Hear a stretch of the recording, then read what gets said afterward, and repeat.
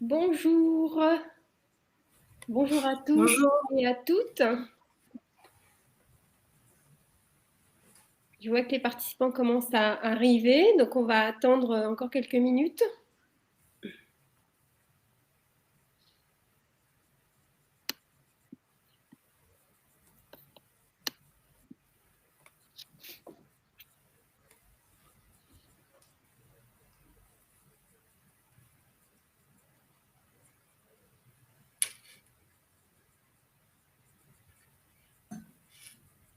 Je vous propose de démarrer d'ici 2-3 minutes.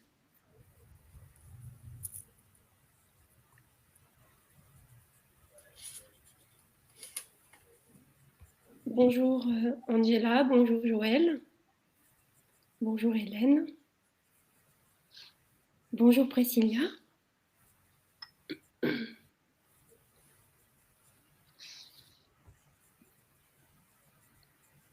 Bonjour Christine, bienvenue à tous.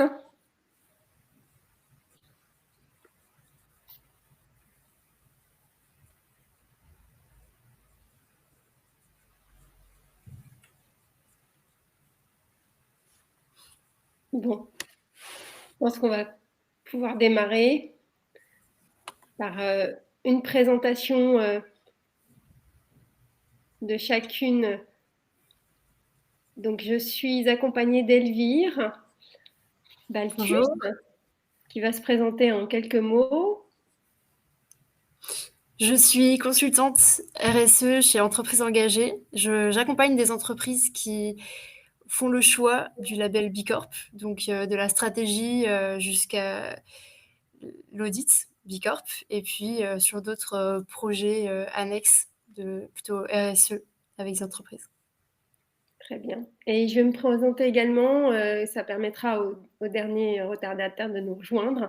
Donc moi, je suis Fatima Zaraba et j'ai cofondé le cabinet de conseil entreprise engagée avec mon associé Alexis Godino. L'objectif d'entreprise engagée est d'accompagner les PME et les ETI dans leur démarche RSE avec un certain nombre de référentiels RSE, dont effectivement le label B Corp dont on va parler aujourd'hui. Donc, je vais vous présenter rapidement le cabinet de conseil entreprise engagé. Donc, on est effectivement un cabinet de conseil en RSE. On est société à mission depuis 2022 et également partenaire d'Ecovadis et évalué par Ecovadis. On a obtenu la médaille d'or au niveau de ce label. Ensuite, en termes de raison d'être, on a réfléchi sur notre raison d'être, qui est d'inspirer les entreprises à s'engager et produire davantage d'impact positif sur la société. Donc voilà, et notre ADN est de servir les entreprises à taille humaine, les PME et les ETI, dans leur démarche RSE, d'évaluation et de certification, ou éventuellement pour celles qui le souhaitent. Sans plus attendre, donc on va démarrer ce webinaire. Au programme, une présentation générale pour parler B Corp. C'est quoi B Corp? Ensuite, on va rentrer dans le vif du sujet concernant une particularité de ce label, à savoir les modèles d'affaires à impact. Qu'est-ce que c'est? On va aller beaucoup dans le détail sur le modèle d'affaires. Donc, n'hésitez pas à poser vos questions. On va également lancer un petit sondage pour sonder un petit peu les participants. Et enfin, on va avoir un petit temps de questions-réponses à la fin de ce webinaire pour répondre à vos questions. Alors,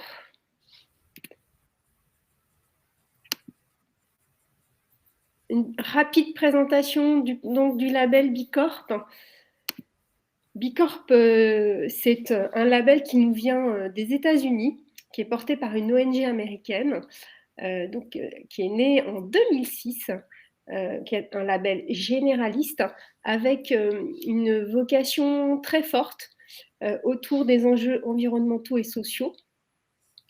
L'objectif de B-Lab aux États-Unis à l'époque était de pouvoir donner la possibilité aux entreprises de s'engager et non plus de faire du business de manière classique, mais du business pour devenir meilleur pour le monde. Donc la particularité en fait de Bicorp, c'est effectivement d'exiger finalement des entreprises de continuer à avoir une activité économique, de faire du business, mais de le faire de manière profitable. Donc il faut savoir que depuis 3 ans maintenant, on a une organisation qui s'appelle Bilab France, donc qui s'est installée en France, une association, et qui est chargée de développer Bicorp en France. Donc on a effectivement une entité en France qui depuis peu se charge d'être notre interlocuteur, les interlocuteurs des entreprises qui souhaitent s'engager sur ce label, afin de répondre aux questions, afin de les accompagner dans le déploiement de cette labellisation. Bicorp, c'est aussi une communauté des Bicorp. Alors, qu'est-ce que ça veut dire? Ça veut dire que c'est l'occasion pour les entreprises qui sont labellisées Bicorp de rentrer dans la communauté dédiée à Bicorp, où tous les Bicorp se réunissent, partagent des bonnes pratiques, grandissent ensemble et interagissent ensemble. Donc là, on vous a sélectionné un certain nombre d'entreprises qui ont été labellisées. Donc, vous avez toutes sortes d'entreprises, même la Caisse d'épargne Normandie a un label Bicorp. Vous avez aussi des grandes marques comme Naturalia, Bjorg, Les Deux Vaches, Nature et Découverte. Donc, il y a aussi cette particularité de s'adresser à des marques qui ont un ancrage plutôt en B2C, même si on a aussi des entreprises avec on va dire un marché en B2B qui peuvent également s'orienter vers ce label. Aujourd'hui, on compte plus de 200 entreprises en France labellisées Bicorp et plus de 100 000 dans le monde. N'hésitez pas à poser vos questions. Et effectivement, pour répondre à l'une des questions, il y a un replay qui sera disponible par la suite. Alors, quel processus suivre? Donc, au sein d'entreprises engagées, on a mis en place une méthodologie pour vous permettre d'entreprendre cette labellisation et d'aller au bout du processus. Donc, première étape très importante, c'est la mobilisation en interne des équipes en constituant, pourquoi pas, un comité Bicorp, un comité de pilotage qui va être à même de porter les sujets du Bicorp, tout en sachant que ce comité va être aussi garant de la feuille de route qui sera constituée par la suite et des plans d'action associés. Un outil important, c'est le BIA, le Be Impact Assessment. Donc, c'est le fameux questionnaire de 200 questions environ, qui permet de faire un état des lieux des pratiques, qui permet de questionner l'entreprise sur ses pratiques et pourquoi pas d'innover sur un certain nombre de sujets où l'entreprise aujourd'hui ne serait pas. Cette réflexion, elle permet aussi d'avoir une feuille de route, une stratégie, de poser, identifier ses enjeux.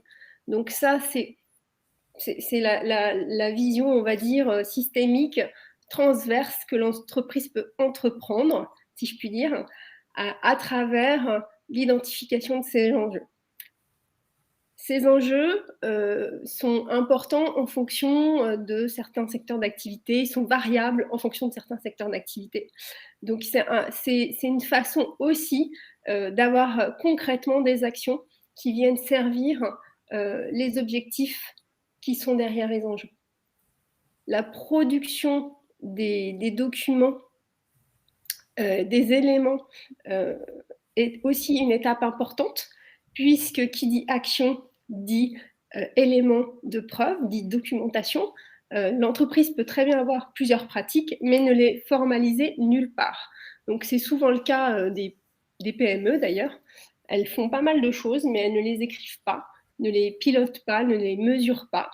Et quand on rentre dans un processus de certification, c'est important de pouvoir identifier les actions, les formaliser à travers un document et y associer des indicateurs de suivi pour reporter finalement ce qui se passe dans l'entreprise en termes de pratiques et comment est-ce qu'on peut améliorer ces pratiques.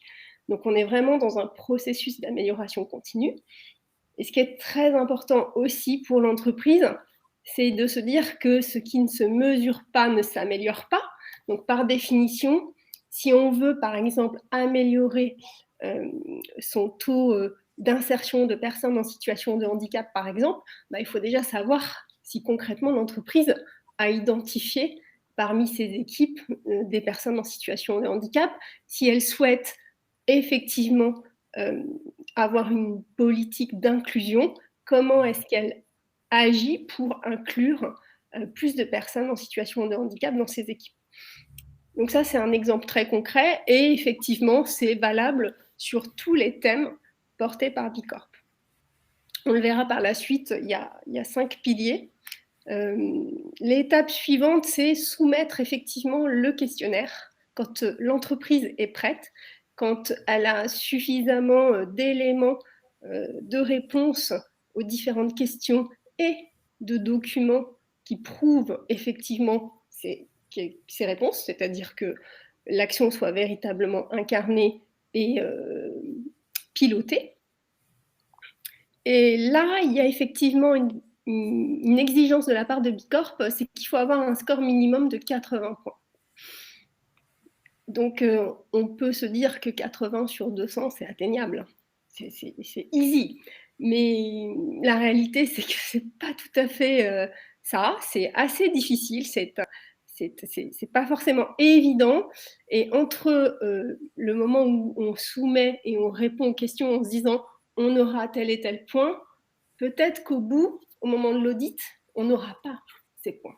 Donc, il faut aussi avoir conscience que les auditeurs ont le dernier mot et pourraient ne pas vous accorder certains points au regard de ce qu'ils auraient constaté.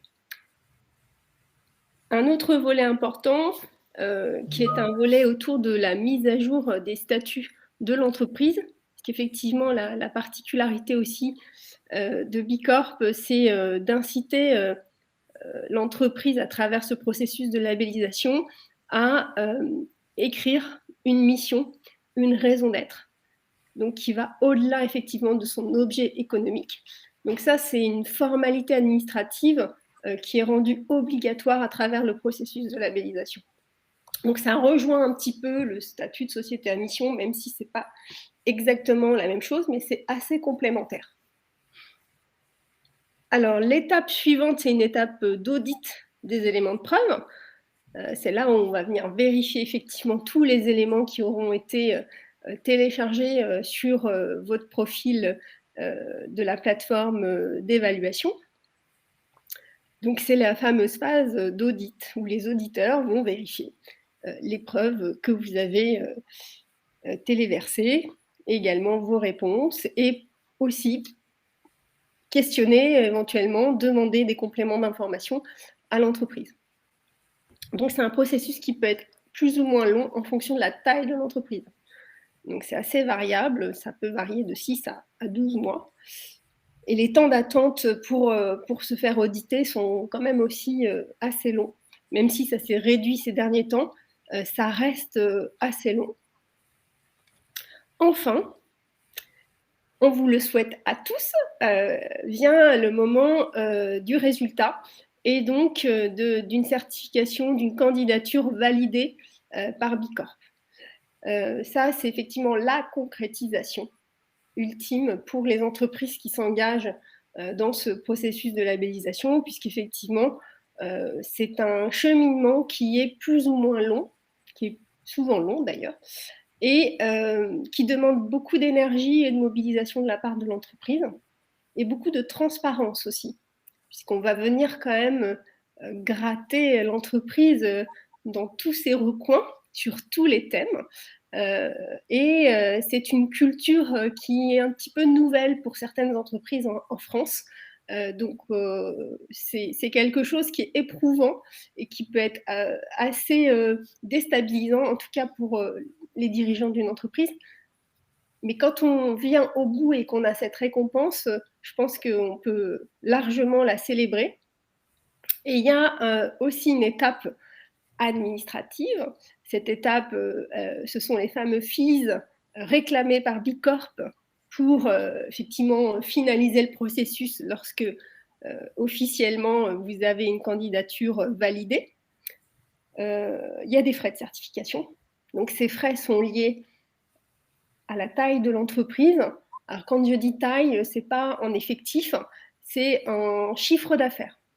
Donc ça, c'est important de l'avoir en tête. Donc plus effectivement l'entreprise a un chiffre d'affaires important et plus elle aura des frais de certification importants. Et enfin, il faut signer ce qu'on appelle la déclaration d'interdépendance. Donc c'est une charte qui engage l'entreprise avec une signature très officielle qui engage l'entreprise sur ce qu'elle a déclaré, ce qu'elle met en place et ce qu'elle compte faire, puisqu'on est vraiment dans un processus d'amélioration continue. Donc, l'engagement, il est formalisé à travers cette charte, cette déclaration d'interdépendance.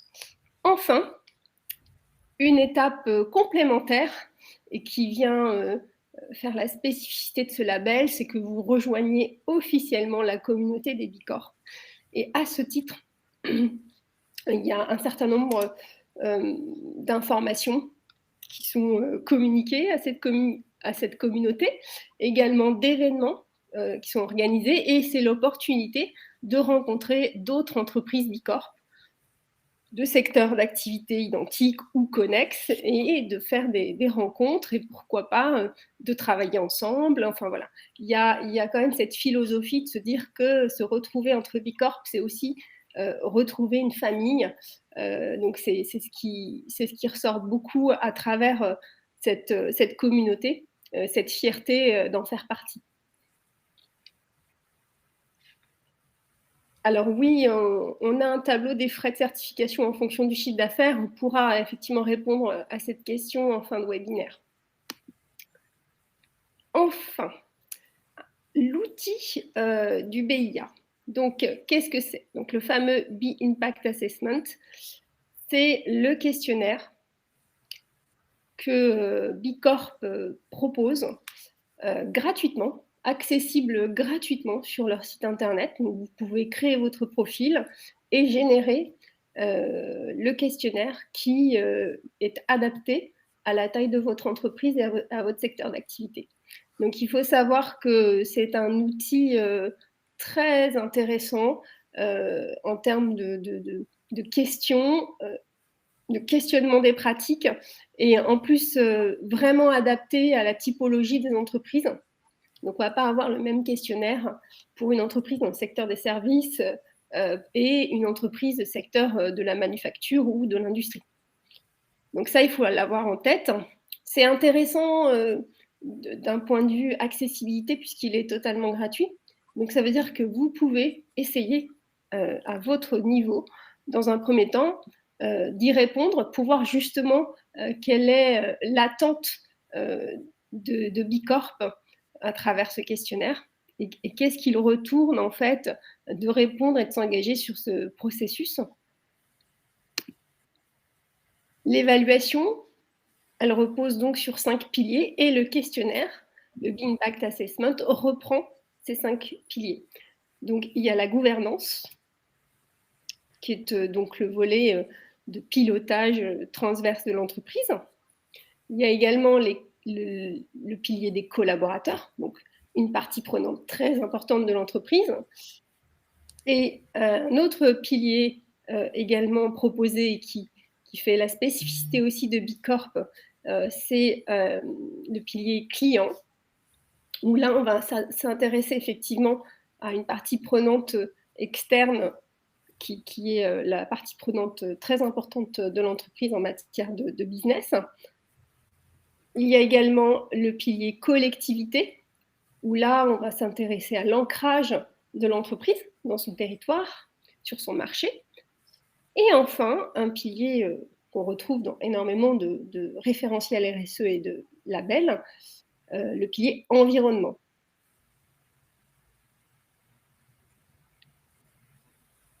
Alors voilà une capture écran en fait de la manière dont se présente le questionnaire. Là, on a un score de 90, ça veut dire que potentiellement, cette entreprise pourrait candidater et obtenir le label. Donc, il faut savoir que vous obtenez effectivement un score sur chacun des piliers et en fonction effectivement de la maturité de l'entreprise sur ces sujets, en matière de pratique, elle va obtenir un certain nombre de points. Donc, sur les 5 piliers, ici, on a un certain nombre de questions par pilier qui vont venir questionner l'entreprise sur ses pratiques en matière de gouvernance, donc en matière de collaborateurs et d'équipes en interne, sur le volet collectivité, sur le volet environnemental et enfin le volet de clients. Donc, c'est des choses qui peuvent s'ajuster, puisque, comme je vous le disais, on rentre dans un processus d'amélioration continue et on est dans une logique où, effectivement, l'entreprise doit mettre en place des actions qui viennent répondre et nourrir sa feuille de route à travers ces différents thèmes.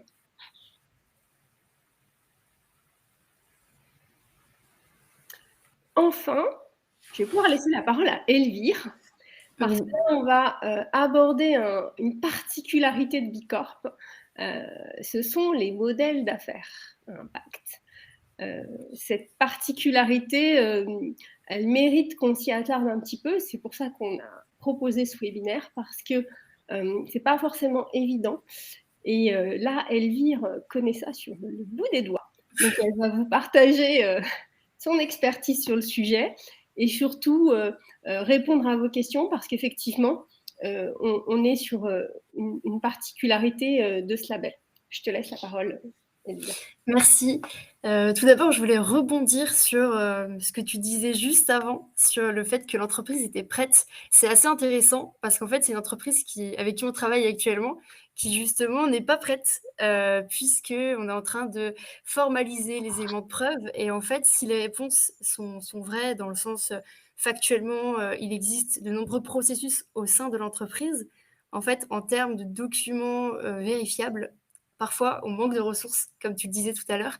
Et c'est le bon exemple en fait d'une entreprise qui attend d'être vraiment prête avant de soumettre. Et bon, on a flouté le nom, mais pour le coup, c'est vraiment du temps long, comme tu le disais. Et c'est vrai que là, on voit en plus la date. Ah non, c'est la date d'année fiscale. Autant pour moi. Alors, concernant les modèles d'affaires, on avait une question pour vous, une question qui revient. Déjà, savez-vous ce qu'est un modèle d'affaires? Parce que finalement, on en parle beaucoup. Est-ce que là, parmi notre public, on a un nombre de personnes qui savent le définir, qui pourraient... Alors...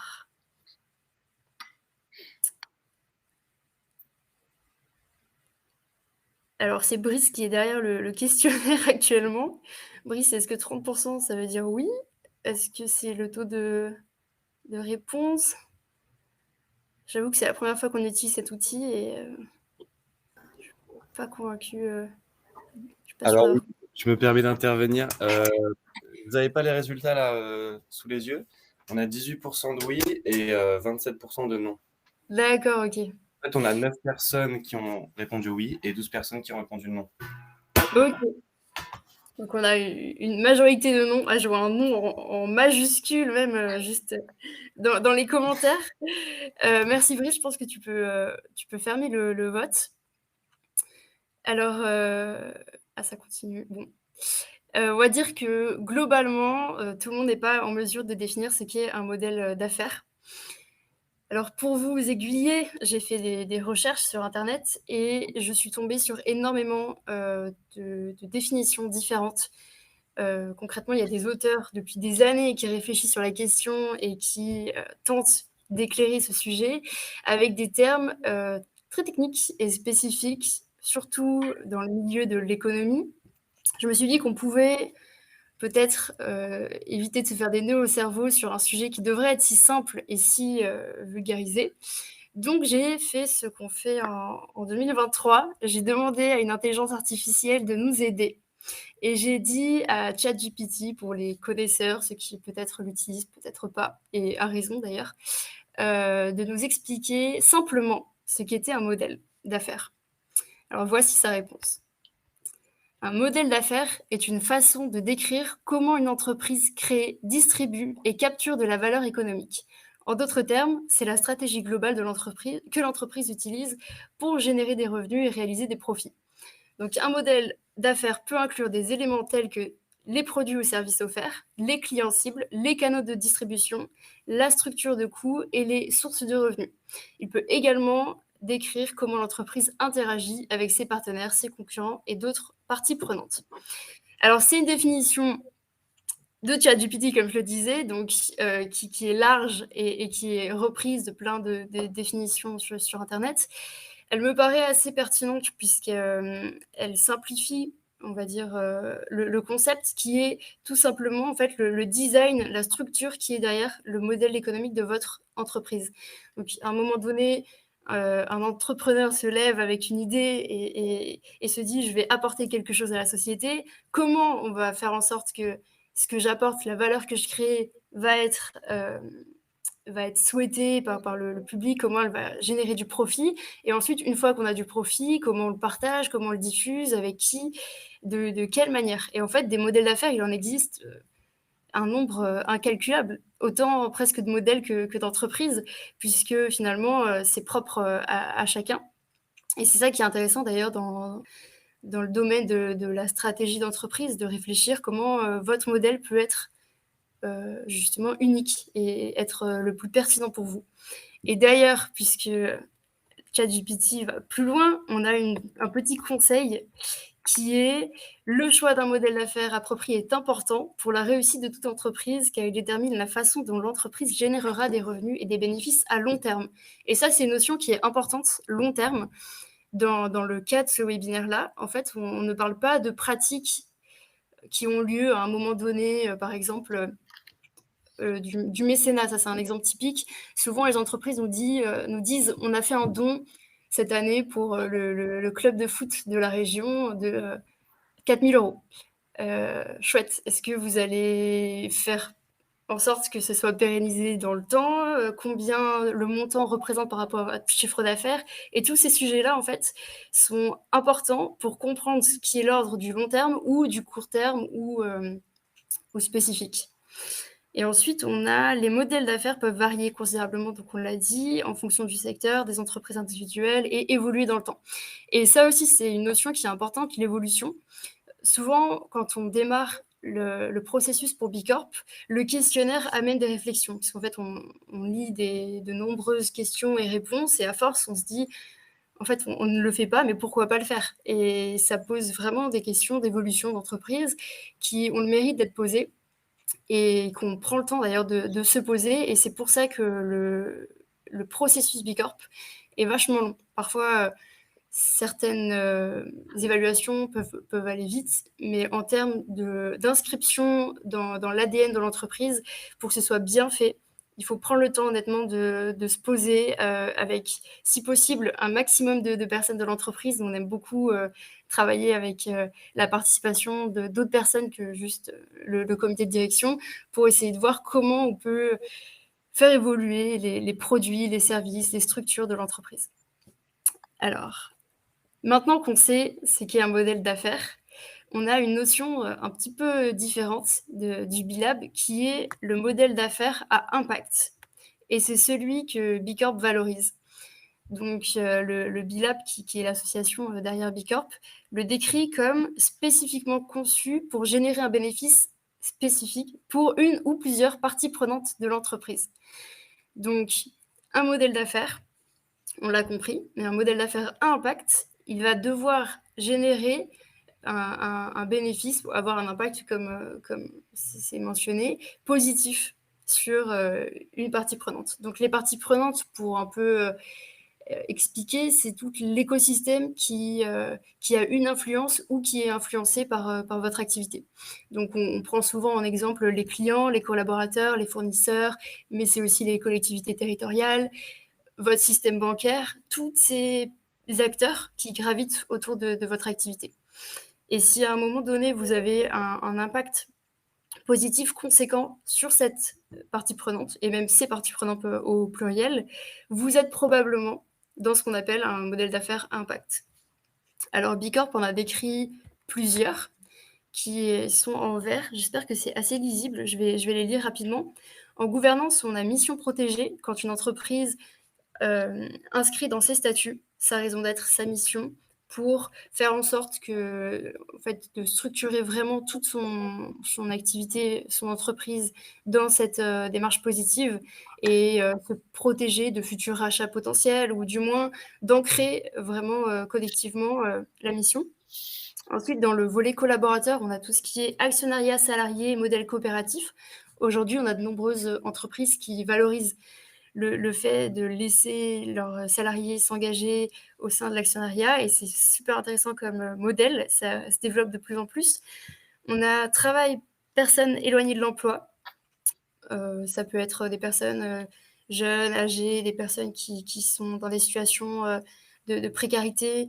Tous ces sujets-là sont expliqués aussi par Bicorp. Ensuite, dans le volet collectivité, réduction pauvreté de la chaîne d'approvisionnement, faire en sorte que, en fait, à tous les niveaux de la chaîne de valeur, les personnes soient valorisées justement pour ce qu'ils font. Donc comment, quand on produit du café par exemple, on assure que derrière à la production, les personnes aient une vie décente. Ça, c'est des sujets qui sont fondamentalement éthiques et que Bicorp pose. On a des questions notamment sur le soutien à la micro-entreprise. Par exemple, Ulule, qui est une entreprise Bicorp, favorise le fait de soutenir des entrepreneurs locaux ou pas d'ailleurs, qui se lancent. Le développement économique local, ça rejoint l'idée d'ancrage territorial, le modèle coopératif producteur, la fondation et mécénat. Donc là, encore une fois, fondation et mécénat, puisqu'il s'agit d'un modèle d'affaires, on va regarder l'intensité et la durée dans le temps de ce modèle. Si une entreprise donne 1% de son chiffre d'affaires, c'est chouette, c'est beau, ça ne sera pas pour autant encore un modèle d'affaires aux yeux de Bicorp. Ça peut être ce qui pour vous définit. En tout cas, pour avoir vraiment les points qui se débloquent, il va falloir prouver que vous êtes un cran au-dessus de la norme. Et puis, en environnement, on a produits et services d'énergie renouvelable, conservation des ressources, conservation de biosphère, réduction des toxines et pollutions, innovation industrielle, éducation environnementale.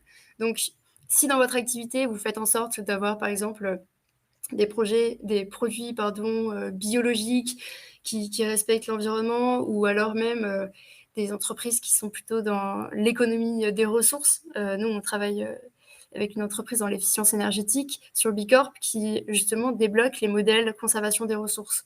Comment ton produit ou ton service permet de faire des vraies économies en eau, en CO2 et même en énergie de manière générale. Et puis, enfin, le dernier pilier en client, on a accès aux produits et services de base, autonomisation économique, santé et bien-être, éducation, soutien à l'entrepreneuriat social, aide à l'amélioration de l'impact, soutien à l'art et aux médias et à la culture, service aux populations défavorisées. Donc, grosso modo, il y a beaucoup de modèles d'affaires. Et pour autant, il faut réussir à comprendre lequel est le bon pour nous, lequel représente notre activité. Il y en a beaucoup qui aujourd'hui ont déjà des modèles d'affaires par définition à impact et d'autres qui sont à quelques pas d'atteindre ce niveau de modèle et de l'ancrer vraiment dans son activité. Qu'est-ce qu'il faut pour le débloquer? Et ça, c'est des sujets vachement intéressants qu'on se pose devant le questionnaire. Se dire, aujourd'hui, vous n'êtes pas en mesure de mesurer, vous ne mesurez pas votre effet positif. Vous ne mesurez pas si vraiment votre produit ou service a un impact chez vos clients. Comment on fait pour instaurer ces processus, pour être certain de pouvoir dire notre produit, notre service a une utilité publique peu importe, vous choisissez les modèles qui vous intéressent. Et pour ça, ça demande de la préparation et de réfléchir en amont sur lesquels on va pouvoir débloquer et avec quel type de données est-ce qu'on va pouvoir recenser en amont. Vous pouvez vous dire là tout de suite, j'en ai 2, c'est possible. En fait, c'est le label, accepte les différents modèles. Si vous en avez 1, c'est que vous êtes dans la norme, 2, c'est génial, 3, ça commence à être extraordinaire et en fait, il y a quand même un travail d'honnêteté qu'il faut avoir dans ce remplissage de questionnaire et quand on en débloque plusieurs, en général, on va devoir dire à chaque fois le montant, le chiffre d'affaires qui est généré grâce enfin la partie du chiffre d'affaires qui est généré grâce à ce modèle d'affaires et là, tout de suite, c'est compliqué à mesurer. Donc si, par exemple, on a, éducation environnementale et conservation des ressources, comment on sait à quel moment notre offre permet de dire: «Ça, c'est pour sensibiliser et former notre public à l'environnement et à sa protection et cette partie-là de notre offre est justement construite pour, conserver les ressources».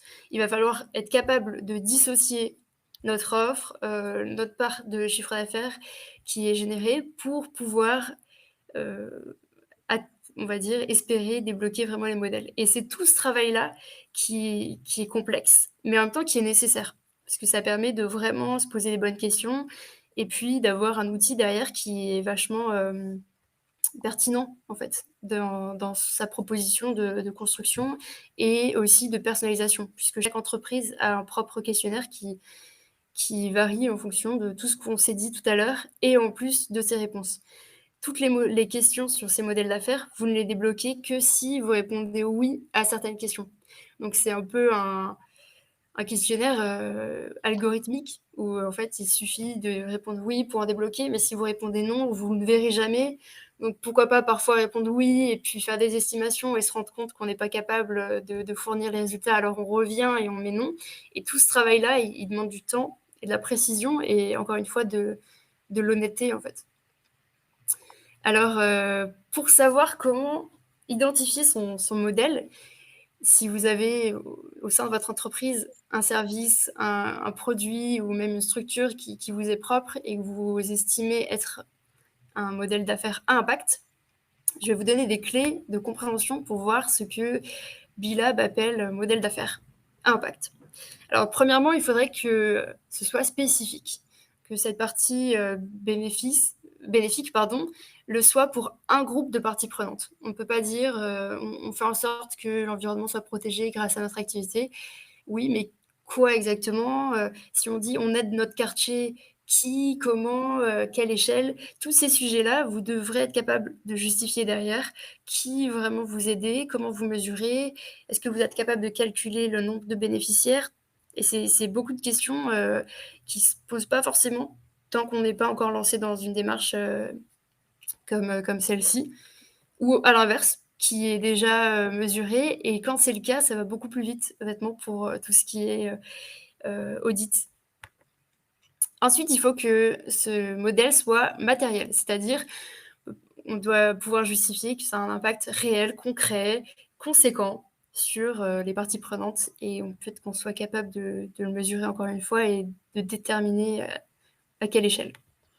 Ensuite, il doit être vérifiable. Évidemment, c'est tout le concept d'un audit, mais il vaut mieux préciser que vous allez être vérifié. Vos réponses sont on va pas vous croire sur parole, il va falloir donner des éléments de preuve que votre modèle est en effet mis en place, qu'il y a des résultats, qu'ils sont positifs ces résultats et à quelle échelle. Tous ces sujets-là, à chaque fois, ça doit être vérifiable, ça doit être construit, formalisé et vous devez être en mesure à la fin de ce cheminement Bicorp de le justifier auprès de l'auditeur.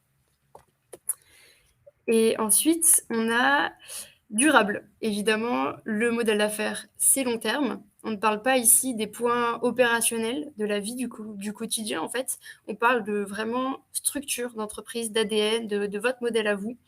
Et pour ça, on est obligé de s'assurer que vous l'avez vraiment ancré dans votre entreprise et dans vos pratiques pérennes. Et enfin, extraordinaire, c'est la petite touche, du B-Lab. Si votre entreprise fait ce que tout le monde fait, vous n'aurez pas, on va dire, votre place au sein de la communauté de Bicorp. L'idée, c'est d'avoir quand même un truc qui vous différencie et qui est extraordinaire. On est quand même à une période où les entreprises flirtent de temps en temps avec le greenwashing, avec tous ces sujets-là. Et l'idée, c'est de se dire comment vous allez être en mesure de justifier tous ces points-là, spécifiques, matériels, vérifiables, durables et extraordinaires. Pourquoi vous êtes différent, pourquoi vous avez fait et mis en place un service, un produit qui répond à des attentes qui vont au-delà des réglementations, par exemple. Typiquement, si vous êtes juste en train de respecter les réglementations, il y a grande chance que vos concurrents fassent la même chose. Est-ce qu'on peut appeler ça extraordinaire? Je ne suis pas certaine. Donc, c'est toutes ces questions-là qu'on se pose, en tout cas nous, avec nos clients, pour vérifier le modèle, enfin les modèles en général d'affaires des personnes concernées. Et alors, pour vous expliquer un petit peu comment, à la fin de votre évaluation, vous serez noté, on a pris des exemples. Donc là, c'est des captures directement du site du Bilab, qui est en open source pour tout ce qui est résultats d'entreprise. Donc, vous allez avoir une transparence sur le score global de toutes les entreprises certifiées B Corp en France et d'ailleurs partout dans le monde. Et il découpe le questionnaire en piliers. Donc, on voit que Veja a eu 22 points sur collaborateur. Loin de moi l'idée de vouloir épingler Veja et Écoterie d'ailleurs, mais c'est un bon exemple de transparence d'entreprise et de ce qui potentiellement va être amené à être développé dans le futur avec les réglementations européennes, de se dire voilà ce qu'on fait sur tous les piliers. Donc les entreprises en question ont débloqué plusieurs modèles d'affaires à impact, donc mission protégée pour Écoterie et sauvegarde du sol et de la faune. Ça paraît pertinent quand on connaît leur activité. C'est pareil pour Veja, ressources conservation, supply chain, donc tout ce qui est approvisionnement. Et puis, vous pouvez, si vous êtes curieux, aller voir toutes les entreprises B Corp et regarder quel modèle elles ont débloqué et comprendre pourquoi, aller voir leur score sur chaque domaine. Et ça vous donnera des inspirations et peut-être des éléments de compréhension. Parfois, on est tenté de se dire ok, aujourd'hui tout le monde est B Corp. Et en fait, pourquoi aujourd'hui certaines entreprises le deviennent? À chaque fois qu'une nouvelle arrive, vous pouvez aller regarder qu'est-ce qu'elle a débloqué, pourquoi. Et pour beaucoup, d'ailleurs, vous avez tout le questionnaire en ligne, carrément transparent. Et c'est très intéressant d'aller s'inspirer des autres. Non pas de copier ou voilà, de plagier, mais en tout cas de s'inspirer et de comprendre pourquoi certaines ont déjà fait un engagement de plus que le reste de leur secteur. Voilà pour les modèles d'affaires à impact. J'espère que c'était clair, puisque c'est quand même un sujet qui est vachement complexe, large. Je tiens à mettre un petit point d'attention sur l'actualité B Corp.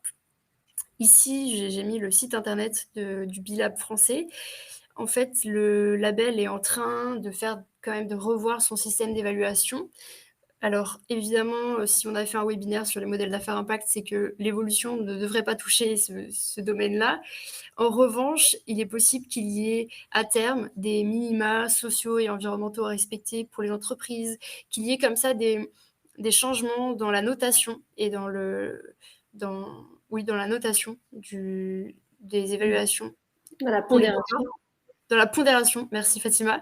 Et si ça vous intéresse et si vous êtes tenté de postuler, par exemple en 2024, ça vaut le coup de se renseigner.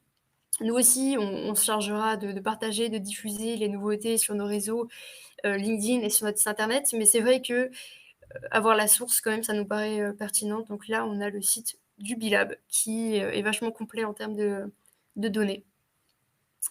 Merci pour votre écoute. Je crois qu'on va passer aux questions-réponses. Et il me semble qu'il y en a, j'en ai vu passer, auxquelles on n'a pas pu forcément répondre. Ouais. Il y en a pas de questions. La dernière, justement, c'est en lien avec la pondération des notes.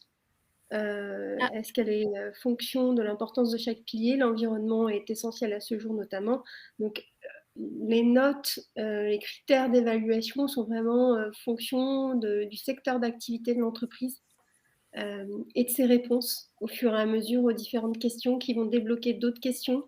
Et donc, ça crée une pondération en fonction effectivement de la maturité de l'entreprise sur les différents sujets et de ses réponses et de ses pratiques. Donc, c'est un algorithme un petit peu... on ne maîtrise pas la manière dont ça a été conçu.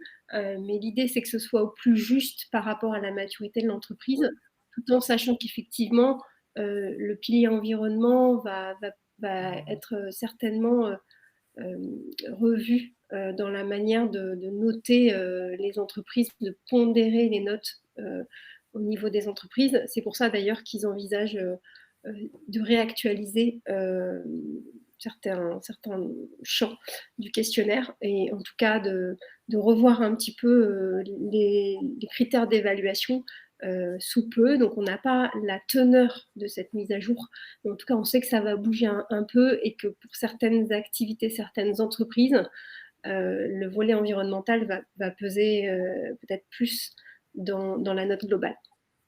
Oui, tout à fait. L'idée, c'est d'avoir des minima qui seront quand même à obtenir pour chaque entreprise. Et un aspect qui n'a pas été mentionné et qui pourtant vaut le coup d'être su, c'est la transparence de l'outil. En fait, quand une entreprise répond au questionnaire, elle voit à chaque fois son score sous chaque question évoluer. Et donc, on voit le nombre de points qu'on peut atteindre et en répondant à telle question, ce que ça débloque. Alors là-dessus, c'est vachement intéressant puisqu'une entreprise est en mesure de savoir si elle est à 80 points, pourquoi elle l'est pas, ce qu'elle peut faire en plus pour débloquer. Et donc, il n'y a pas de surprise à l'audit en général. Vous savez pourquoi vous êtes évalué de la sorte. Si vous avez tout justifié, normalement, vous devriez avoir le bon score en prenant des précautions bien sûr, mais c'est quand même vachement intéressant et la pondération, vous la comprendrez en allant sur l'outil qui est accessible et gratuit en ligne. Une fois qu'on a... Alors, il y a d'autres questions, il faut remonter un peu plus. Combien de temps faut-il pour se faire auditer lorsqu'on est prêt? Vous avez dit assez long. Alors, effectivement, j'ai dit assez long parce que c'est variable d'une entreprise à une autre. Mais Elvire, il y a eu des changements récemment. Le temps s'est un peu raccourci du côté de Bicorp et de Bilab France en particulier. C'est ça. En fait, l'année dernière, il y a eu un engouement autour de ce label et donc les auditeurs ont été vachement pris. Aujourd'hui, ça s'est réduit, c'est plusieurs mois. J'ai pas envie de dire de bêtises, mais je crois que c'est quand même 6 mois en moyenne d'attente. C'est relativement long, mais puisque ça se réduit de jour en jour, pourquoi pas espérer que demain, ce soit plutôt 3 mois, 2 mois, 1 mois. Voilà, c'est en construction. Il faut dire que l'année dernière, c'était 1 an et demi. Donc là, quand on dit 6 mois, c'est que ça vraiment réduit et c'est encore en cours. Donc, mais on n'est pas Bilab France, donc on ne va pas s'avancer. Exactement. Donc on préfère vous dire que c'est de 6 à 12 mois parce que c'est la moyenne aujourd'hui et que c'est variable en fonction de la taille de l'entreprise. Donc c'est important d'avoir en tête que c'est pas parce que vous avez appuyé sur le bouton soumission que vous allez vous faire auditer tout de suite. Donc c'est assez long et après quand on est en processus d'audit, il y a des allers-retours entre les auditeurs et l'entreprise, donc ça prend du temps. Voilà, il faut l'avoir en tête, il ne faut pas être pressé de toute façon pour entamer cette démarche. Et même si on a un target en date que vous pouvez avoir en tête, dites-vous qu'il peut y avoir voilà, des aléas ou en tout cas des temps d'attente rallongés à cause d'un contexte qui n'est pas un contexte dépendant de l'entreprise, mais plutôt dépendant des auditeurs du côté de Bilab France.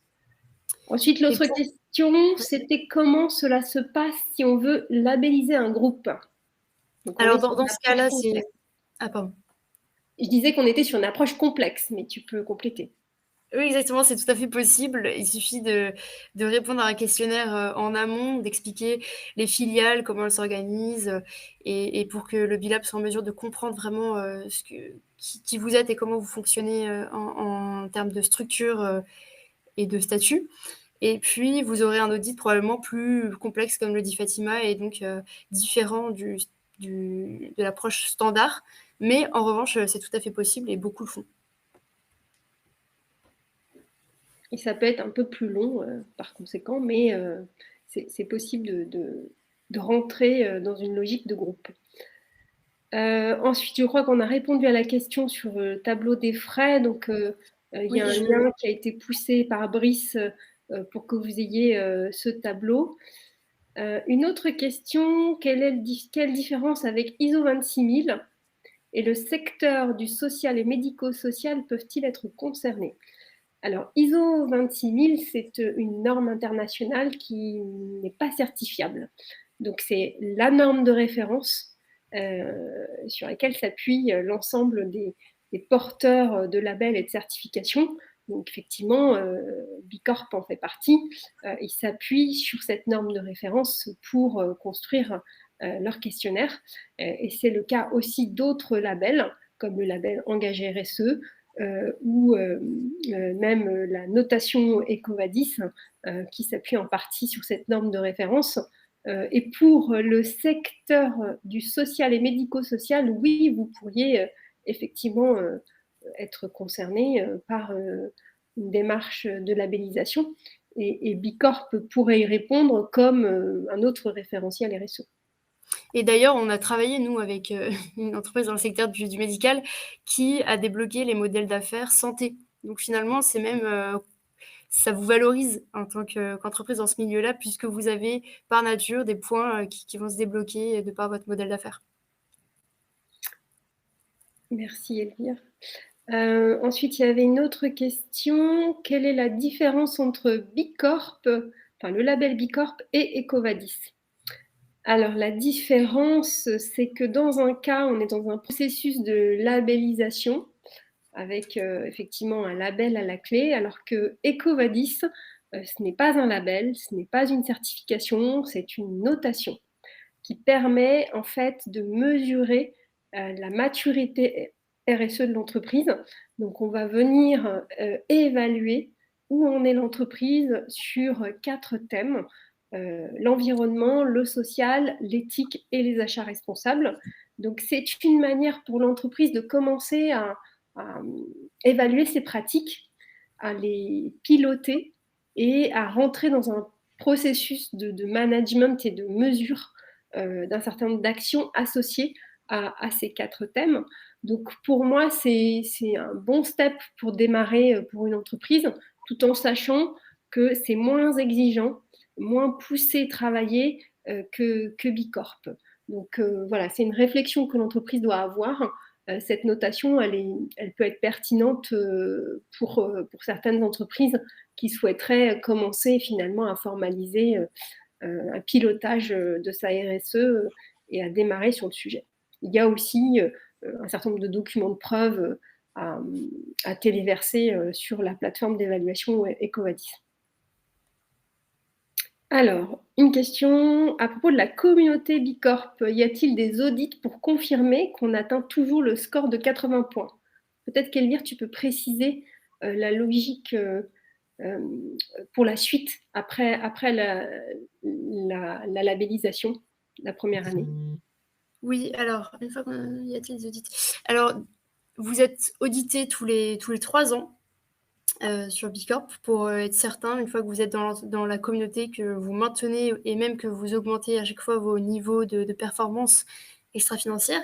Et puis, si, imaginons, une entreprise se retrouve face à un problème, un scandale ou autre, vous avez des moyens de signaler si une entreprise membre de la communauté Bicorp aurait des pratiques qui seraient discutables, et un comité se saisit de la question et fournit un rapport pour voir si l'entreprise en question peut rester ou non dans la communauté. Donc vous avez ces 2 leviers qui permettent d'assurer votre score et d'ailleurs de maintenir votre niveau. Mais tous les 3 ans, il faut se préparer à rejustifier et à avancer en fait, parce que c'est un processus long terme, votre score. Ouais. Donc, comme je le disais précédemment, on est vraiment dans une démarche d'amélioration continue. Lorsqu'on entre dans la communauté des Bicorp, c'est chouette, hein, c'est une super nouvelle pour l'entreprise, mais pour y rester, il faut maintenir le niveau et il faut effectivement confirmer tout ça année après année. Donc, on a un cycle de 3 ans. Donc, ça peut aller assez vite. 3 ans, c'est quand même assez court terme pour continuer à piloter ses actions, continuer à effectivement améliorer ses pratiques et ensuite, au bout de 3 ans, il faut repasser l'audit et voir si tout est OK pour l'entreprise du point de vue du label. Être labellisé Bicorp, est-ce une réelle plus-value? Alors, nous, on a envie de vous dire que oui, bien évidemment, mais de manière totalement objective. Être labellisé Bicorp, c'est une autre façon finalement de faire du business pour l'entreprise, et c'est interroger ses pratiques et peut-être même se poser des questions qu'on ne s'est jamais posées jusqu'ici. Donc, je trouve qu'en soi, c'est vraiment bénéfique pour l'entreprise, et on est dans une démarche de performance globale. Donc, au-delà de performer pour une entreprise au niveau économique, c'est aller au-delà de ça. Et finalement, c'est tout bénef pour l'entreprise, si je puis dire, puisqu'on va travailler sur plusieurs leviers, et surtout, on va intégrer nos parties prenantes principales. Donc, j'ai envie de dire oui, un grand oui, parce qu'on est dans une logique économique. Donc, on n'exclut pas, on est quand même avec un modèle qui nous vient des États-Unis, où le business est important, mais le business de manière responsable et durable. C'est en ça que c'est je trouve, très intéressant pour l'entreprise de s'engager dans cette démarche, d'autant plus si elle le fait de manière sincère et authentique. C'est vraiment une force, je pense, pour l'entreprise sur beaucoup d'aspects. La labellisation est-elle possible pour les indépendants? Non, à ma connaissance, non. Elvire? Pour toutes les entreprises. Donc, il n'y a pas de... Pour les professions libérales, je ne pense pas. Ensuite, qu'est-ce qu'on dit derrière indépendant? Voilà. C'est vraiment une vocation avec une activité économique. Donc, c'est à voir en termes de taille si une personne qui a une SASU, ça rentre dans le process. Je ne sais pas. J'ai envie de dire que c'est possible. Maintenant, est-ce que c'est pertinent pour un indépendant d'y aller? Ça, c'est une question qu'il faut se poser. Ensuite, je pense qu'on ne pourra pas prendre toutes les questions. Je veux bien prendre une que je vois. Ouais, vas-y. Est-il possible d'avoir la certification sans modèle d'affaires impact? Puisque c'est vrai, je ne l'ai pas précisé au cours de cette présentation, mais il est possible d'avoir la certification sans modèle d'affaires impact. Et c'est plus compliqué, puisqu'il faut être bon partout, mais vraiment bon partout, excellent, savoir répondre sur le pilier collaborateur, environnement, client. Et donc, en général, les entreprises finissent par en débloquer, je crois que c'est un chiffre comme plus de 80% des entreprises Bicorp qui ont au moins un modèle d'affaires de déclencher pour cette raison. C'est parfois plus simple même d'avoir un modèle que d'être excellent partout. Mais en revanche, c'est possible. On peut avoir plus de 130 points, il me semble, en ayant juste des points opérationnels qui se débloquent. Ouais. Alors, pour pouvoir aider les entreprises à devenir Bicorp, y a-t-il une formation à suivre? Alors, effectivement, au sein d'entreprises engagées, on a été formé à Bicorp par le Bilab France, et donc on est B-Leader, donc on est agréé, formé par Bilab pour justement accompagner les entreprises à devenir Bicorp. C'est une formation qui est accessible, qui est à demander directement auprès de Bilab France. Enfin, on va peut-être prendre une dernière question. Je ne sais pas quelle heure il est. 11h59.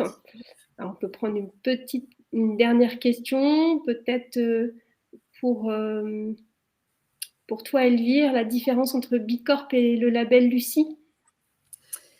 Alors, le label Lucie est un label français, là où Bicorp a une portée internationale, puisque Bicorp est vraiment présent dans énormément de pays, il me semble plus de 80, voire plus. Alors, c'est déjà un premier point. Et ensuite, le label Lucie, tout comme les labels EcoVadis, Engage RSE, finalement, ont une base commune qui est ISO 26000. Et ensuite, leur spécificité, il faut creuser, voir ce qui vous intéresse, si c'est participer plutôt dans cette communauté, regarder les modes d'évaluation. Mais pour le coup, moi, je ne connais pas très bien le label Lucie et je ne pourrais pas aller au-delà. Alors effectivement, ce n'est pas un référentiel que l'on a comme expertise au sein du cabinet. On le connaît un petit peu. Maintenant, on sait que c'est effectivement franco-français et que les processus d'évaluation sont un petit peu différents de ceux qu'on connaît, tout en sachant que en fonction de votre secteur d'activité, Si vous avez une dimension simplement sur un marché français, ça peut être pertinent d'aller voir les référentiels qui auront plutôt cette dimension-là, cette culture-là. Si par contre l'entreprise a un ancrage à l'international, c'est peut-être plus intéressant de creuser du côté de Bicorp qui a cette visibilité à l'international et cette caution. Voilà, pour répondre à la question, je pense qu'on est OK sur la fin de ce webinaire. Merci infiniment pour votre participation. On va avoir le plaisir de vous envoyer le replay et le support de présentation. Donc là, en remerciement, on a toute l'équipe en photo sur cette slide. Et puis, n'hésitez pas, si vous avez des questions, vous avez mon mail là qui s'est affiché, à me contacter. Ça sera avec plaisir pour échanger. Et enfin, restez connectés. Abonnez-vous à notre page LinkedIn pour suivre notre actualité et notamment un prochain webinaire en préparation sur un autre thème. Très bonne journée à vous, bon appétit. Et puis, merci Elvire. Et merci Brice en back-office. Qui est derrière. Ouais. Et à très bientôt, j'espère. Au revoir. Au revoir.